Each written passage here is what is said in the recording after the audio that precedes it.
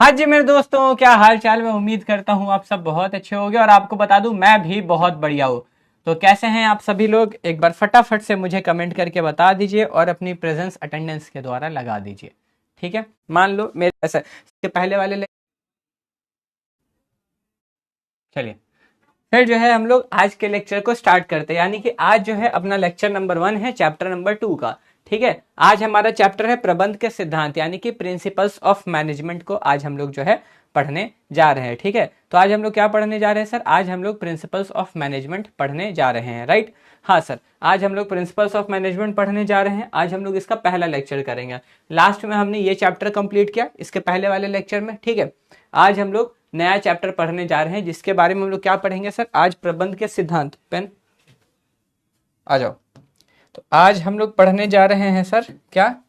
प्रबंध के सिद्धांत, उसकी अवधारणा यानी कि उसका कॉन्सेप्ट और उसके सिद्धांतों की प्रकृति। ठीक है, यानी कि प्रिंसिपल्स ऑफ मैनेजमेंट, उसका कॉन्सेप्ट और उसका नेचर। ठीक है, समझे?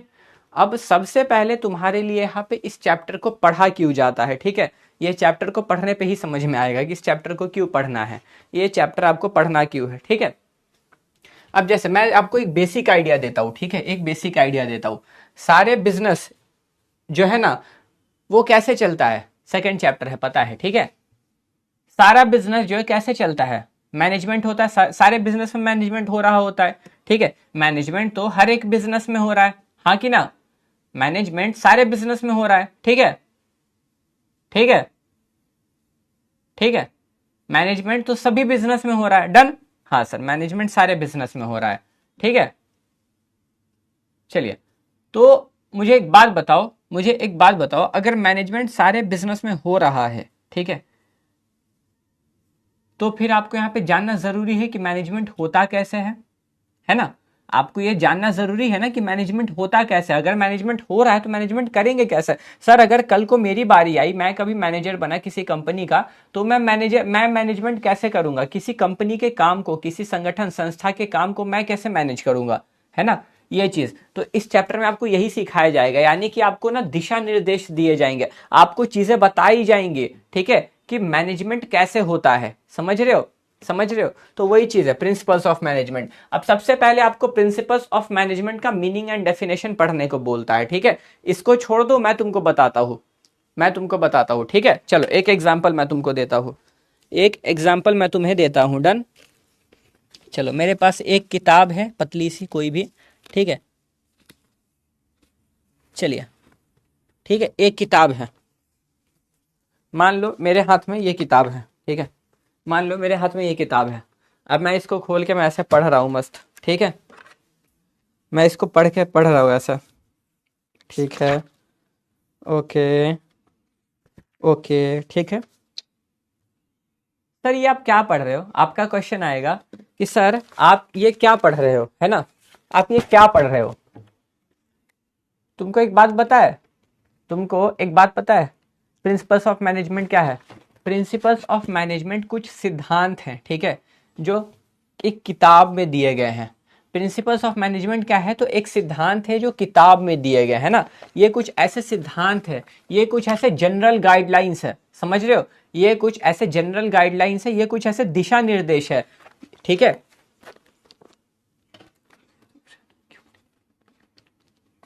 क्या कर लेते हैं, बोला था। अब देखो, प्रिंसिपल्स ऑफ मैनेजमेंट ना कुछ ऐसे दिशा निर्देश, कुछ ऐसे जनरल गाइडलाइंस है। ठीक है सर, ये जनरल गाइडेंस किस चीज की है? मान लो मैं मैनेजर हूं, मैं फंस गया किसी सिचुएशन में, है ना, मैंने ये किताब निकाला और मैं किताब निकाल के इसमें से ना रास्ता ढूंढूंगा। मैं इसमें से देख रहा हूं, अच्छा इस वाले सिचुएशन में ये करना है, ठीक है, अगर मैं यहां फंसा तो मुझे क्या करना चाहिए, ऐसे करके। समझ रहे हो ये चीज? तो यहाँ पर प्रिंसिपल्स ऑफ मैनेजमेंट क्या है सर? ये कुछ ऐसे जनरल गाइडलाइंस है, ये कुछ ऐसे सामान्य दिशा निर्देश है। ठीक है, ये क्या है? ये कुछ ऐसे सामान्य दिशा निर्देश है, ये कुछ ऐसे जनरल गाइडलाइंस है जो कि आपको, जो कि मैनेजर को बताते हैं कि सही टाइम पर सही डिसीजन कैसे लेना है, सही काम कैसे करना है। समझ में आई मेरी बात? मेरी बात समझ में आई यहां तक? ठीक है, तो ये क्या है? प्रिंसिपल्स ऑफ मैनेजमेंट कुछ ऐसे गाइडिंग रूल्स है जो कि मैनेजर को ये बताते हैं कि सही तरीके से काम को कैसे करना है। ठीक है, सही तरीके से काम को कैसे करना है, समझ रहे हो? यानी कि आपको मैनेजरियल फंक्शंस में, और इस ये करने से क्या होगा, अगर मान लो हम ये काम करते हैं तो क्या होगा, हमें इस चीज का अंदाजा लगाने में मदद करता है। ठीक है, यानी कि सिंपली बोला जाए तो सर ये ना हमें डिसीजन मेकिंग में हेल्प करता है। समझ रहे हो, ये हमें डिसीजन मेकिंग में मतलब हमें डिसीजन लेने में मदद करता है कि हमें कब क्या करना चाहिए। समझ आ रहा है, अगर बहुत सारा काम है, मान लो बहुत सारा, मेरी कंपनी में बहुत सारा काम है, तो ये सारा काम एक ही इंसान कर लेगा क्या? तुमको क्या लगता है? नहीं ना, नहीं ना, सारा काम एक ही व्यक्ति तो नहीं कर पाएगा। आकाश राज कंटिन्यूअसली चिल्लाया जा रहा, साउंड मिलेगा उसको, अपर वाले बटन पे प्रेस करोगे ना। चलिए, तो यहां तक आपको मेरी बात समझ में आई। ये आपको डिसीजन लेने में मदद करता है। प्रिंसिपल्स ऑफ मैनेजमेंट आपको ये समझने में मदद करता है कि अगर हम किसी सिचुएशन में फंसे तो हमें क्या करना है। समझ में आया? ठीक है, ये चीज ठीक है। तो देखो प्रिंसिपल्स ऑफ मैनेजमेंट क्या है? Principles of management guiding rule है। ठीक है, आपको लिखना क्या है, जो बॉक्स में करूंगा उतना ही लिखना, उससे ज्यादा कुछ नहीं। Principles of management are guiding rules that provide managers with the right direction to perform their work. ठीक है, दिस प्रिंसिपल्स, ये प्रिंसिपल जो है मदद करते हैं समझने में मैनेजरियल फंक्शंस को और प्रेडिक्टिंग देयर आउटकम्स। ठीक है, principles help in decision making and make work more effective. ठीक है, ये आपको डिसीजन लेने में भी मदद करते हैं। ठीक है, और they are not rigid rule, ये ध्यान रखना, ये रिजिड रूल नहीं है, ये फ्लेक्सिबल गाइडलाइंस है that are applied according to the situation. यानी कि ये कोई ऐसे रूल नहीं है कि हमने ऐसे बोला तो काम ऐसे ही होगा, आप इसको सिचुएशन के हिसाब से बदल सकते हो। समझ में आई मेरी बात? ठीक है, तो ये क्या है, देखो प्रबंध के सिद्धांत वे मार्गदर्शक हैं। ठीक है, मार्गदर्शक नियम हैं जो प्रबंधकों को कार्य करने की सही दिशा प्रदान करते हैं। ठीक, ये सामान्य दिशा निर्देश देते हैं। क्या देते हैं? सामान्य दिशा निर्देश। ठीक है, ये चीज ठीक है। ये सिद्धांत प्रबंधकीय कार्यों को समझने तथा उनके परिणामों का पूर्वानुमान लगाने में सहायता करते हैं। ठीक है, अब ये सिद्धांत निर्णय लेने में सहायता करते हैं और कार्य को अधिक प्रभावी बनाते हैं। ठीक है, यह कठोर नियम नहीं बल्कि लचीले दिशा निर्देश होते हैं जिन्हें परिस्थितियों के अनुसार लागू किया जाता है। ठीक, आगे अब समझो ये बना कैसे है ना। तुम्हारे दिमाग में आएगा कि सर ये प्रिंसिपल्स ऑफ मैनेजमेंट को बनाया कैसे गया है ना, इसकी उत्पत्ति कैसे हुई, ये बना कैसे, समझ रहे हो? सर ये कैसे बना, फिर कैसे बना? तो पता है प्रिंसिपल्स ऑफ मैनेजमेंट कैसे बना, आओ पता करते हैं। तो ये पता है कैसे बना, ये रियल लाइफ एक्सपीरियंस है। मतलब देखो सबसे पहले क्या होता है, मैनेजर जब काम करते हैं खुद, ठीक है, जब मैनेजर्स खुद काम करते हैं तो उनको कोई प्रॉब्लम दिखा, उन्होंने प्रॉब्लम को सॉल्व किया, तो उनको पता चल गया अगर ऐसी प्रॉब्लम आएगी तो इन प्रॉब्लम को सॉल्व कैसे करना है। ठीक है, समझ में आ रहा है मेरा बात? तो ये रियल लाइफ वर्क एक्सपीरियंस से बने हैं, है ना। और दूसरा ये बहुत ज्यादा एक्सपेरिमेंट करके, ठीक है, इस पे ना बहुत ज्यादा साइंस भी लगाया गया है। ठीक है, इस पे बहुत ज्यादा साइंस भी लगाया गया। तो ये बना कैसे सर, इसका डेरिवेशन कैसे हुआ है sir? With the real life work experience of manager और ऑब्जर्वेशन एंड एक्सपेरिमेंटेशन है कि ऑब्जर्व करके एक्सपेरिमेंट करके इन प्रिंसिपल्स को बनाया गया है। ठीक है, कैसे बनाया गया सर, ध्यान रखना, रियल लाइफ वर्क एक्सपीरियंस है और ऑब्जर्वेशन और एक्सपेरिमेंटेशन है। ठीक है, तो देखो क्या बोल रहा है, management principles are developed on the basis of study of real work experience and experiments. ठीक है, these principles are a combination of science यानी कि फैक्ट एंड आर्ट, एक्सपीरियंस यानी कि ये किससे बना है, तो ये साइंस और आर्ट से मिलकर बना है। ठीक है, देखो प्रबंध के सिद्धांत वास्तविक कार्यों का अध्ययन, अनुभव एवं प्रयोगों के आधार पर विकसित किए जाते हैं। ध्यान रखना ये वाला पॉइंट आपके लिए एमसीक्यू है। ठीक है, ये वाला लाइन जो है एग्जैक्ट एमसीक्यू पूछा जाता है आपसे। ठीक है, ये एमसीक्यू पूछा जाता है। ठीक है, चलिए तो देखो ये ऑब्जर्वेशन मेथड से बना है, बता दिया मैंने कि इसमें क्या होता है, in this a manager observes and analyses events in real situation. ठीक है, on the basis of this experience principles are developed for the future. यानी कि एक्सपीरियंस है, चलो पिछले बार ये वाली प्रॉब्लम आई थी ना, तो अब तो पता है, पिछले बार अगर तुमने कोई प्रॉब्लम सॉल्व किया तो तुमको तो पता होगा इस बार इस प्रॉब्लम को सॉल्व कैसे करना है, तो मैनेजर को पता हो जाता है, एक्सपीरियंस से वो इस चीज को बनाते हैं। ठीक है, और दूसरा साइंस की मदद से। ठीक है, तो अवलोकन पद्धति यानी कि प्रबंधक वास्तविक कार्यों में घटनाओं का निरीक्षण एवं विश्लेषण करता है। ठीक है, इस अनुभव के आधार पर भविष्य के लिए सिद्धांत विकसित किए जाते हैं। ठीक है, तो इन दिस मेथड, अब एक्सपेरिमेंटल तो इसमें क्या होता है, in this method an idea or decision is tested repeatedly under different conditions, ठीक है। If the results are similar it is accepted as a principle, ठीक है। मतलब इसमें क्या है ना, अलग अलग चीजों को बार बार ट्राई करते हैं, ठीक है, अलग अलग चीजों को बार बार ट्राई करते हैं और सबको ट्राई करने से बार बार रिजल्ट सेम आ रहा तो उसको प्रिंसिपल मान लिया जाता है। चलो ये ठीक है, यही होगा, समझ रहे हो मेरी बात को, ठीक है। तो यहाँ क्या बोल रहा है, देखो प्रयोगात्मक पद्धति किसी विचार या निर्णय को बार बार अलग अलग परिस्थितियों में परीक्षण किया जाता है, यदि परिणाम समान मिलते हैं तो उसे सिद्धांत के रूप में स्वीकार किया जाता है, ठीक है। अब देखो ये क्या है, प्रबंध के सिद्धांतों की प्रकृति है ना, ये क्या है, nature of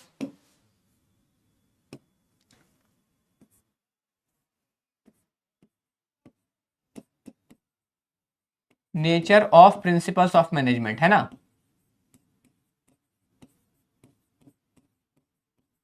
principles of management.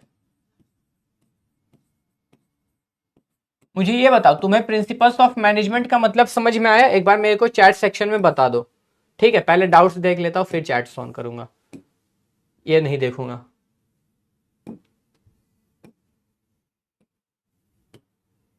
आपको प्रिंसिपल्स ऑफ मैनेजमेंट का मतलब समझ में आ गया? एक बार मुझे फटाफट से बताइए, आपको प्रिंसिपल्स ऑफ मैनेजमेंट का मीनिंग समझ में आया?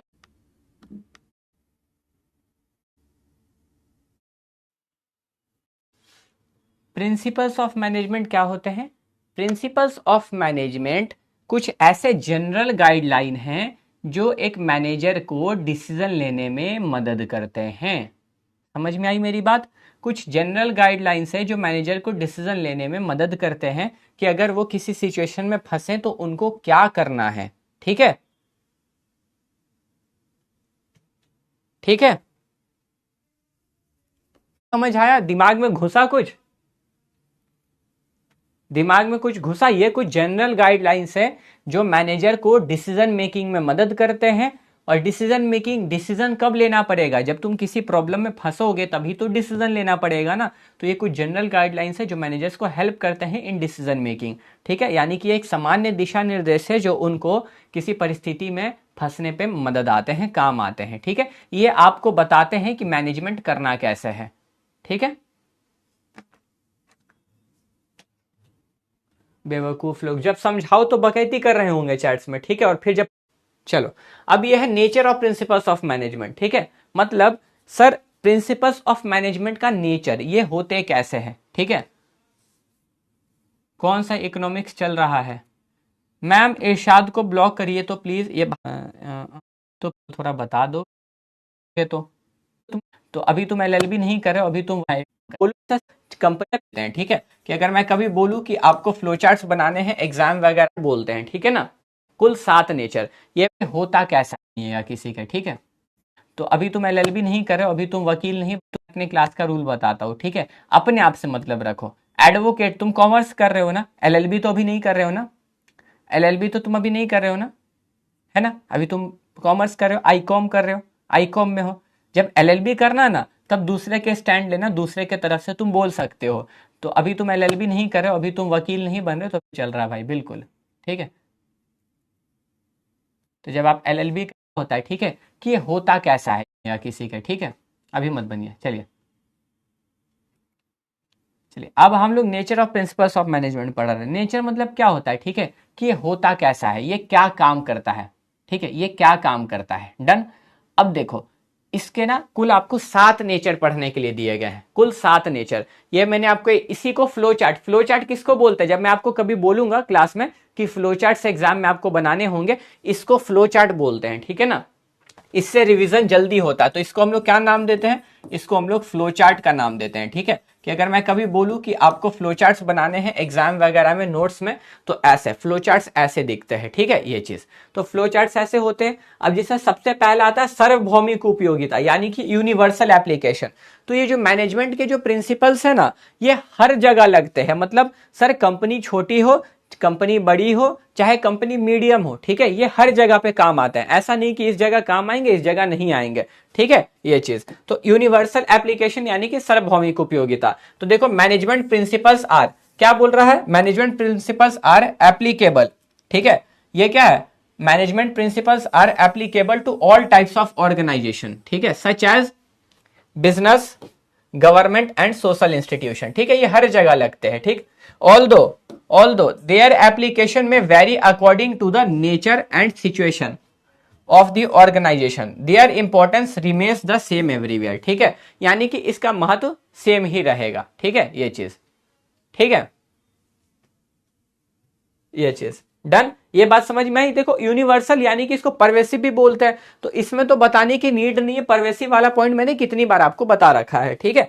दूसरा पॉइंट आता है वही सार्वभौमिक, हिंदी में देखो तो प्रबंध के सिद्धांत क्या है, सभी प्रकार के संस्था में लागू होते हैं, ठीक है, जैसे व्यवसायिक संस्था, सामाजिक संस्था या फिर हर जगह ये लागू हो जाते हैं। यद्यपि इनका प्रयोग संस्था की प्रकृति और परिस्थितियों के अनुसार भिन्न भिन्न तरीके से किया जाता है, फिर भी इनका महत्व हर जगह समान रहता है।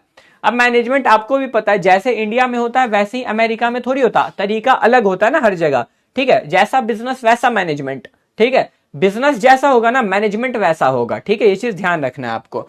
डन। सेकंड पॉइंट आपका आ रहा है जनरल गाइडलाइंस, ऑलरेडी बताया डेफिनेशन में, सबसे पहले मैंने तुमको यही बताया कि ये जनरल गाइडलाइंस होता है। सर ये जनरल गाइडलाइन मतलब ये ना, ये आपको बताते हैं कि आपको करना क्या है, एक मैनेजर को क्या करना है, समझ रहे हो, जनरल गाइडलाइन ये आपको दिशा निर्देश देते हैं, ठीक है। तो देखो these principles are not rigid rules but guidelines that show the right direction to the manager, ठीक है, समझ रहे हो कि ये क्या है, ये रिजिड रूल नहीं है बट ये आपको सही डायरेक्शन दिखाते हैं, किसको, मैनेजर को, ये मैनेजर को सही डायरेक्शन दिखाते हैं, ठीक है। ये आपको रेडीमेड सॉल्यूशन नहीं प्रोवाइड करेंगे, ये भी एमसीक्यू पूछेगा ये लाइन, ठीक है। ये आपको ना जैसे होता नहीं, हम लोग सॉल्यूशन मांगते हैं कि ये कैसे होगा, ये आपको खड़े खड़े सॉल्यूशन नहीं देंगे। मान लो तुम किसी परिस्थिति में फंस गए तो तुमको ये एग्जैक्टली नहीं बताएगा कि यहाँ पे इसका सॉल्यूशन क्या है, ये आपको तरीका देगा, है ना, ये आपको क्या करेगा, तरीका देगा, ये तरीका देगा कि इस तरीके से ये प्रॉब्लम को सॉल्व किया जा सकता है, ठीक है। ये आपको रेडीमेड सॉल्यूशन नहीं देता है कि हाँ यही इसका हल है, ये बस आपको एक रास्ता दिखाएगा कि आप ऐसे करके इस समस्या को हल कर सकते हो, ठीक है। तो ये चीज, तो क्या बोला देखो, they do not provide complete solutions to problems but they help in taking correct decisions. तो ये लाइन आपकी एमसीक्यू है, ध्यान रखेंगे, ठीक है। और ये चीज प्लीज ध्यान रखना, अगर मैं जहां लिख रहा हूं एमसीक्यू है तो वो एमसीक्यू बनता है एग्जाम में, ठीक है, और नहीं बनता है तो बनेगा जरूर, ठीक है। चलिए अब वही सामान्य दिशा निर्देश, तो ये क्या है, ये कोई कठोर नियम नहीं है, ठीक है, बल्कि प्रबंधकों को सही दिशा दिखाने वाले दिशा निर्देश होते हैं। ये एमसीक्यू में भी पूछता है कि इसको दिशा निर्देश बोला जाता है। ये समस्याओं को पूरा समाधान नहीं देते लेकिन सही निर्णय लेने में सहायता करते हैं, ठीक है। तो ये लाइन आपको एमसीक्यू मिलेगा, मतलब मिलेगा, अगर अभी एमसीक्यू नहीं मिले तो एग्जाम में नया एमसीक्यू बन के आएगा, लेकिन आएगा, ठीक है। चलिए अब है इवोल्यूशनरी, इसका मतलब क्या होता है कि समय के साथ बदलता रहता है, ठीक है, इवॉल्व होता रहता है। इवॉल्व मतलब क्या होता है, बदलता रहना, बदलाव आते रहना, ठीक है। तो आपको भी पता है क्या बिजनेस आज से 10 साल पहले जैसे होता था वैसे ही हो रहा नहीं ना, बिजनेस करने का तरीका बदला है, मैनेजमेंट करने का तरीका बदला है, तो उसके प्रिंसिपल्स, उसके नियम कानून, उसके सिद्धांत, उसके गाइडलाइन, उसकी दिशा भी तो बदलेगी ना, है कि नहीं। तो वही बोल रहा है कि इवोल्यूशनरी है, क्या है, इवोल्यूशनरी, कि ये बदलता रहता है, ठीक है ना, ये रुका नहीं रहता है, ये बदलता रहता है, ये एक्सपीरियंस के हिसाब से, एक्सपेरिमेंट के हिसाब से ये चेंज होता रहता है, ठीक है। और ये समय के साथ और सही तरीके से रियल लाइफ प्रॉब्लम को सॉल्व करता है, ठीक। तो देखो मैनेजमेंट प्रिंसिपल्स हैव क्या है, developed gradually on the basis of, कैसे बना है, on the basis of experience, experimentation and research, ठीक है। They have become better over time, better over time मतलब कि समय के साथ बढ़िया होता गया, by solving real life problem, ठीक है। तो रियल लाइफ प्रॉब्लम को सॉल्व करते करते धीरे धीरे अच्छा होता गया। तो प्रबंध के सिद्धांत अनुभव, प्रयोगों और अवलोकन या अनुसंधान के आधार पर धीरे धीरे विकसित हुए हैं, ठीक है। यह सिद्धांत वास्तविक जीवन की समस्याओं को हल करते हुए समय के साथ बेहतर बने हैं, ठीक है। फिर आता है फ्लेक्सिबल, फ्लेक्सिबल मतलब क्या होता है ना कि सिचुएशन के हिसाब से, ठीक है, आप इसको सिचुएशन के हिसाब से बदल सकते हो। जैसे कोविड आई, ठीक है, कोविड आई, अब सभी का क्या था, सभी कोविड के पहले तो ऑफलाइन बिजनेस चल रहा था, ठीक है, कोविड जैसे यही सबको ऑनलाइन में आना पड़ा ना, कोविड आने के बाद सभी बिजनेस ऑनलाइन हो गए, हुए कि नहीं, ऑलमोस्ट 90-80% तो बिजनेस ऑनलाइन है कि नहीं, है कि नहीं, 90-80% तो बिजनेस ऑनलाइन है ना। तो क्या हुआ, कोविड के पहले ऑफलाइन था, लेकिन कोविड ने सबको मजबूर किया कि भाई आप ऑनलाइन बिजनेस ही करिए।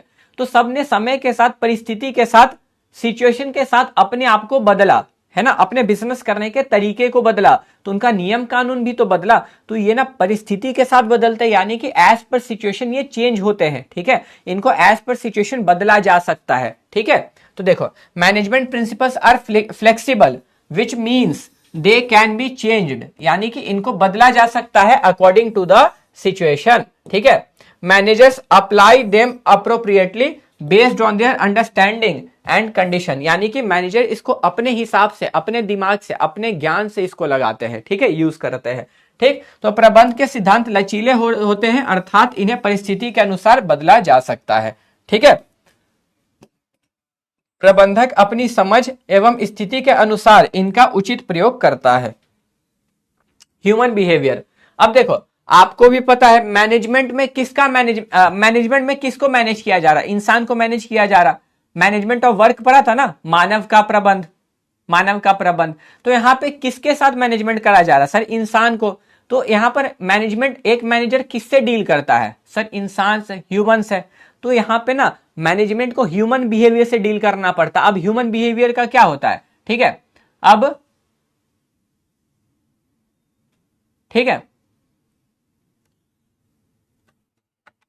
एक मिनट, एक अनप्रेडिक्टेबल होते ही समझा रहा था कि ह्यूमन बिहेवियर से डील करता है। और ह्यूमन बिहेवियर क्या होता है, बदलते रहता है। अभी अगर मैं शांत हूं तो कभी किसी को अचानक से गुस्सा आ जाएगा, शांत है ना। ह्यूमन बिहेवियर अनप्रेडिक्टेबल होता है, तुम इसका अंदाजा नहीं लगा सकते हो। ह्यूमन के बिहेवियर का अंदाजा लगाया जा सकता नहीं ना, ये बहुत अनप्रेडिक्टेबल होता है, ठीक है। तो ये क्या करता है, देखो, these principles are mainly related to influencing, ये ह्यूमन बिहेवियर को इन्फ्लुएंस करने के लिए बनाया ही गया है। इसका ऑब्जेक्टिव है to establish cooperation, coordination and good relations to the organisation. ये आप पूरा ही लिख लेना, ठीक है। तो देखो, these principles are mainly related to influencing human behaviour, ठीक है। Their objective is to establish cooperation, coordination and good relations in the organisation, ठीक है, ये चीज। तो मानव व्यवहार आधारित, तो ये सिद्धांत मुख्य रूप से मानव व्यवहार को प्रभावित करने से संबंधित होते हैं। इनका उद्देश्य संगठन में सहयोग, समन्वय, अच्छे संबंध स्थापित करना होता है, ठीक है। Cause and effect relationship, cause and effect relationship आपको मैंने पहले ही बताया ना, पहले ही बताया। कॉज एंड इफेक्ट रिलेशनशिप क्या होता है कि हर एक चीज का कोई ना कोई कारण होता है, अगर कुछ हुआ है तो उसका कोई ना कोई कारण होगा, ठीक है, सिंपल, ठीक। तो यहां पर क्या होता है, मैनेजमेंट में जितने भी डिसीजंस लिए जाते हैं, मैनेजमेंट में जो भी काम हो रहा है उसका कोई ना कोई कारण है, ठीक है। कॉज एंड इफेक्ट रिलेशनशिप, अब मान लो अगर, ठीक है, अब मान लो, ठीक है, अब मान लो कि कंपनी, ठीक है, कंपनी लॉस में गई है, तो क्या कारण हो सकता है कंपनी सेल नहीं कर पाई हो सकता है कंपनी ने सेल किया हो लेकिन कंपनी का कॉस्ट ऑफ गुड्स सोल्ड ज्यादा हो, कॉस्ट ज्यादा हो, है ना, कुछ ऐसा ही होगा। तो क्या है सर, ये वही है कॉज एंड इफेक्ट रिलेशनशिप, कि मैनेजमेंट में कुछ भी हो रहा है तो उसका कोई ना कोई कारण होता है, ठीक है। तो देखो, management principles established A relationship between cause and effect, this helps managers understand what impact a decision will have, ठीक है, एंड व्हाट पॉसिबल रिजल्ट में ऑकर इन द फ्यूचर। यानी कि कॉज एंड इफेक्ट रिलेशनशिप के वजह से management को पता लगता है कि अगर हमने ऐसा किया तो ये हो सकता है, ठीक है, ये चीज। कारण एवं परिणाम संबंध, तो प्रबंध के सिद्धांत कारण और परिणाम के बीच संबंध स्थापित करते हैं। इससे प्रबंध यह समझ सकते हैं कि किसी निर्णय का क्या प्रभाव होगा, भविष्य में क्या परिणाम मिल सकते हैं, ठीक है। मतलब आपको यहां तक मेरी बात समझ में आई?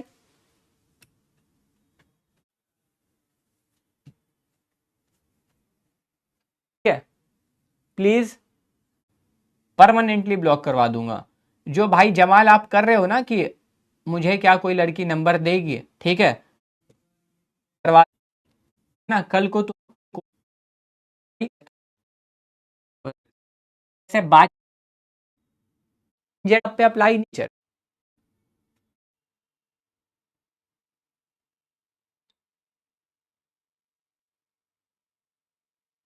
चलिए, अब आता है कंटिंजेंट नेचर, ठीक है। देखो, कंटिंजेंट मतलब होता है ना कि कंटिंजेंट मतलब कि इसका कहना होता है कि जो मैनेजमेंट के प्रिंसिपल्स है, ठीक है, वो एक जैसे सब पे अप्लाई नहीं होंगे, मतलब सब कंपनी पे सेम अप्लाई नहीं होंगे। सब समय के साथ जरूरत के हिसाब से बदलेंगे। ठीक है, सब समय के हिसाब से, जरूरत के हिसाब से बदलते रहेंगे। मतलब कि सर अगर मैनेजमेंट के प्रिंसिपल कह रहे हैं, ठीक है, कि तुम राइट चलो, तो जरूरी नहीं कि हर कंपनी में आपको राइट ही चलना पड़ेगा। ठीक है, ठीक है, जरूरी नहीं। तो ये क्या होगा, अब कहीं राइट जाने का रास्ता ही नहीं, तो तुम तो राइट जा नहीं पाओगे, वहां कैसे राइट जाओगे। तो कंटिंजेंट का मतलब यही होता है कि भैया जरूरी नहीं कि प्रिंसिपल ने जैसा बोला है हर जगह सेम अप्लाई हो, ये समय अनुसार, ठीक है, उसके जगह के हिसाब से, जरूरत के हिसाब से आप इसको बदल के, तोड़ मरोड़ के इसको यूज करोगे। ठीक है, तो दिस प्रिंसिपल्स आर, देखो क्या बोल रहा है, this principles are not equally applicable in every situation. ठीक है, their use changes according to circumstances, time and requirements. Therefore they are not considered completely fixed. ठीक है, यानी कि आकस्मिक प्रकृति, तो ये सिद्धांत हर स्थिति में समान रूप से लागू नहीं होते। ठीक है, इनका प्रयोग परिस्थिति, समय और आवश्यकताओं के अनुसार बदलता रहता है, इसीलिए इन्हें पूर्ण रूप से स्थिर नहीं माना जाता। डन हो गई बात। और इसके बाद एमसीक्यूज हैं, तो आपको अगर कोई डाउट है तो पहले मैं चैट्स बंद करूंगा, फिर डाउट देखूंगा, डाउट बॉक्स वाले।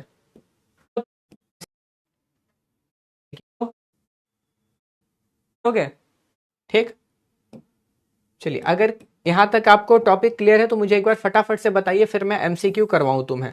कुछ एमसीक्यू है, करो, एमसीक्यू करोगे,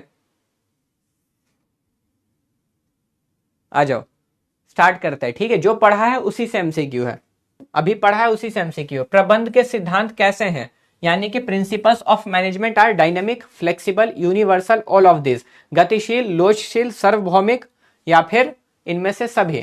तो अभी पढ़ा और जवाब दे दो फिर सही।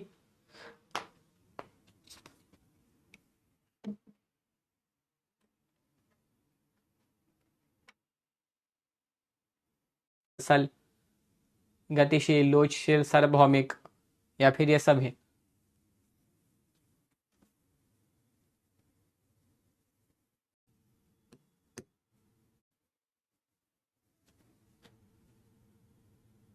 तो यहां पे सर ऑल ऑफ दिस हो जाएगा, इनमें से सभी हो जाएगा। ठीक है, गधेड़े लोग गधेड़े ही रहेंगे, नहीं सुधरेंगे। 37% केवल केवल बी पर गए हैं, जबकि तुम पूरा का पूरा फ्लो चार्ट ही मैंने दिखाया। गधेड़े लोग गधेड़े ही रहेंगे, है ना।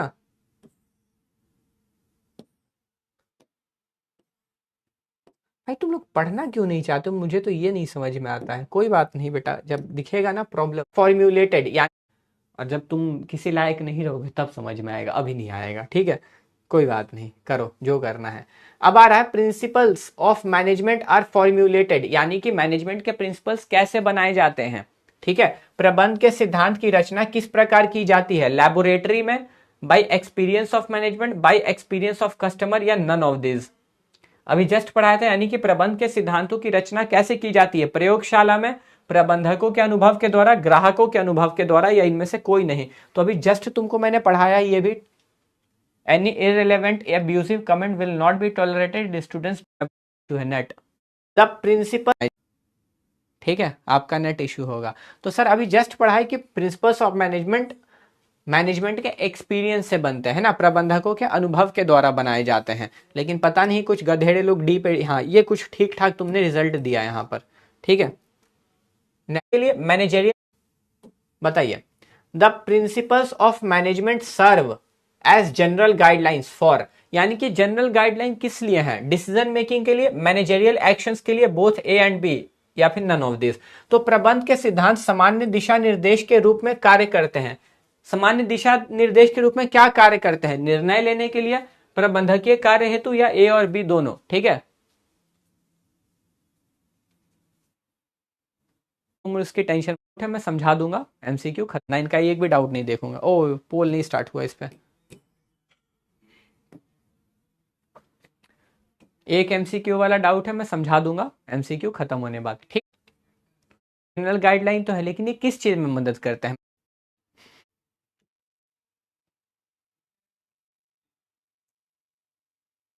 Sir principles of management general guideline तो है, लेकिन ये किस चीज में मदद करता है, मैनेजरियल एक्शंस में, डिसीजन मेकिंग में, या फिर दोनों में ही, निर्णय लेने में या प्रबंधकीय कार्य करने में।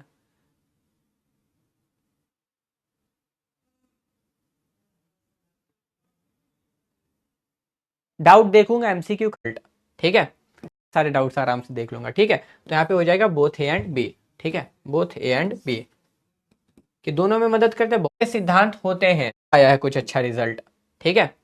बताइए, the principles of management are, ठीक है, प्रिंसिपल्स ऑफ मैनेजमेंट क्या है, प्रबंध के सिद्धांत होते हैं, तो किसके लिए होते हैं, बस बिजनेस के लिए या universally applicable, rigid, specific guideline, केवल व्यवसाय के लिए है, सर्व प्रयुक्त है या बेलोच है या फिर विशिष्ट मार्गदर्शन है।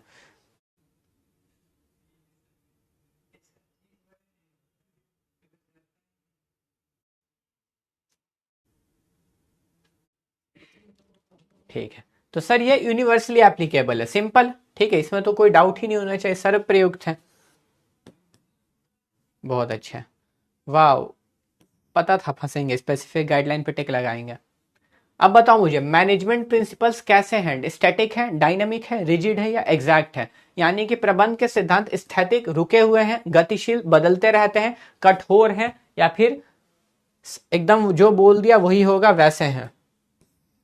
लास्ट एमसीक्यू है शायद, हाँ, तो बताइए मैनेजमेंट प्रिंसिपल्स कैसे हैं, अभी जस्ट पढ़ा है ये सभी, देखो मैं एमसीक्यू वही लेके आता हूं जो तुमने पढ़ी सारी चीजें यही।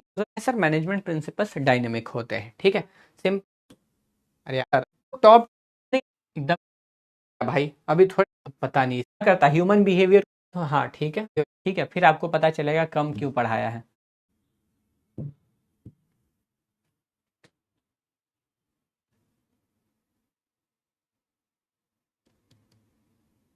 इतनी सारे जो आपको नेचर्स मैंने पढ़ाए हैं ना, ठीक है, इतने सारे जो मैंने आपको नेचर पढ़ाए हैं, आप पहले इसी को अच्छे से पढ़ के एक बार होमवर्क में समझिए, ठीक है, फिर आपको पता चलेगा कम क्यों पढ़ाया है,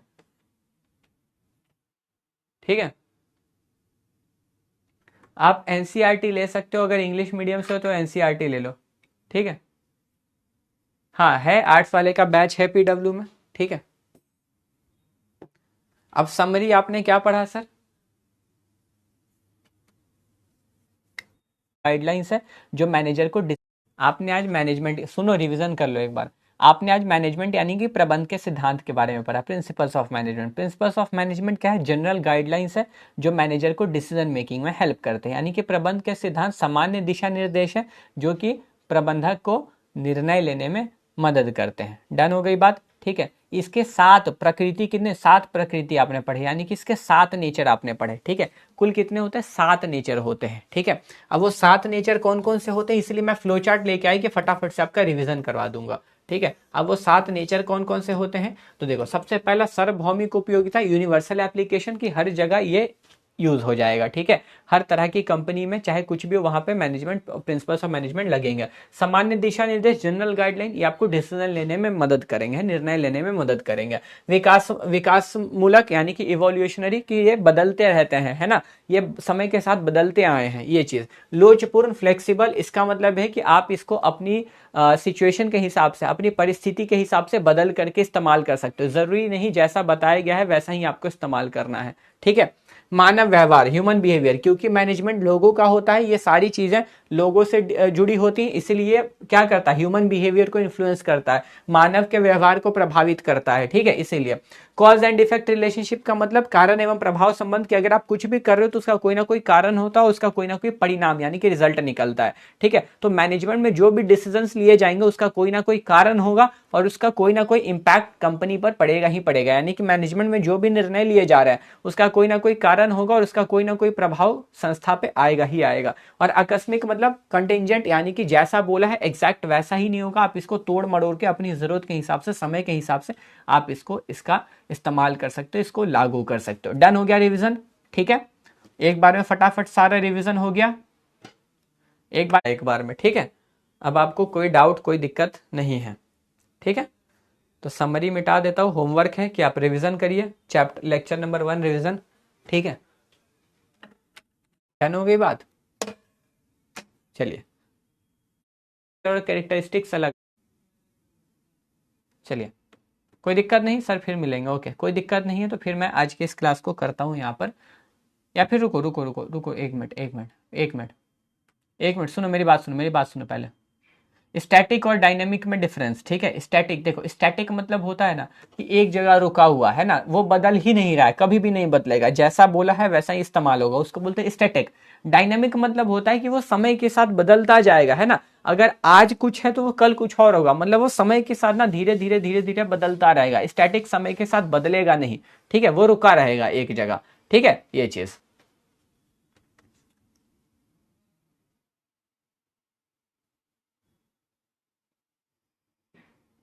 ठीक है, नहीं कोई प्रॉब्लम नहीं कर सकते, जो मैंने बोला है आप उसको एकदम सेम अप्लाई नहीं कर सकते हो, ठीक है। जो मैंने कह दिया आप उसका कंटिंजेंट और फ्लेक्सिबल में डिफरेंस, ठीक है, नहीं कोई प्रॉब्लम नहीं है, ठीक है। और कुछ, कंटिंजेंट और फ्लेक्सिबल में डिफरेंस, कंटिंजेंट बोलता है कि आप इसको एग्जैक्ट इस्तेमाल नहीं कर सकते, जो मैंने बोला है आप उसको एकदम सेम अप्लाई नहीं कर सकते हो, ठीक है। जो मैंने कह दिया आप उसको एकदम अपने मेरे बोले हुए पे अप्लाई नहीं करोगे, आप अपने हिसाब से देखो आपकी जरूरत क्या है, आपके पास कितना समय, आप उस हिसाब से उसका इस्तेमाल करो। फ्लेक्सिबल बोलता है कि आप इसको सिचुएशन के हिसाब से बदल सकते हो, है ना। आप इसको सिचुएशन के हिसाब से नहीं, डायनेमिक होता है कि समय के साथ बदलेगा, फ्लेक्सिबल होता है सिचुएशन के हिसाब से बदलेगा, ठीक है। यानी कि डायनेमिक मतलब समय, और फ्लेक्सिबल मतलब कि परिस्थिति के अनुसार बदलेगा, ठीक है। कंटिंजेंट में परिस्थिति के अनुसार, समय के अनुसार, इन सब में बदल सकते हो, ठीक है, अपनी जरूरत के हिसाब से। लेकिन फ्लेक्सिबल में आप अपनी जरूरत के हिसाब से बदलोगे, ठीक है, नहीं सॉरी, परिस्थिति के हिसाब से, समझे ना। हम आगे इसका सोल्यूशन,